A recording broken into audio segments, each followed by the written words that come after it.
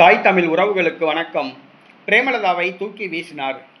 பிரேமலதாவை தூக்கி வீசினார் என்ற தலைப்பில் இந்த காணொளியை காண்கிறோம். 2026 தமிழக சட்டசபை தேர்தல் விருத்தாச்சலம் தொகுதியில் போட்டியிட்டு பிரேமலதா மட்டும் வெற்றி பெற்றார். அவருடைய கட்சியை சார்ந்த 9 பேர் படுதோல்வியை தழுவினார்கள். தற்பொழுது தமிழக வெற்றி கழகம் ஆட்சி அமைக்க 9 சட்டமன்ற உறுப்பினர்கள் தேவைப்படுகிறார்கள். தமிழக வெற்றி கழகம் குதிரை பேரத்தில் இறங்கியுள்ளது.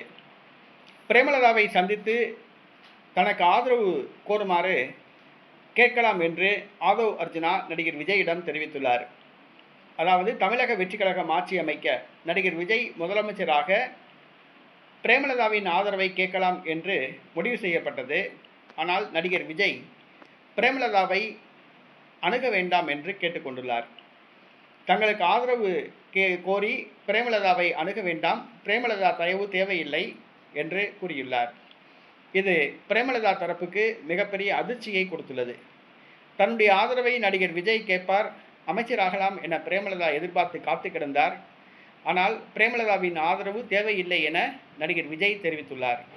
ஏனென்று சொன்னால் பிரேமலதாவை ஆதரவை வாங்கி ஆட்சி அமைத்தால் பிரேமலதா கூட இருந்து கொண்டே குடைச்சல் கொடுப்பார் என்று விஜய் கருதுகிறார். அடுத்ததாக பிரேமலதா ராசி எங்கு செல்கிறாரோ அங்கு தோல்வியடையும்.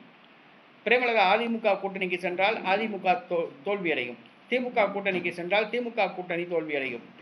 அதுதான் இப்போது நடந்து கொண்டிருக்கிறது. ஆக பிரேமலதாவை வெற்றி கூட்டணியான தமிழக வெற்றி கழகத்துக்கு அழைத்து வந்தால் தங்களுடைய கூட்டணி தோல்வியடையும் என சென்டிமெண்ட் பார்க்கிறார் நடிகர் விஜய்.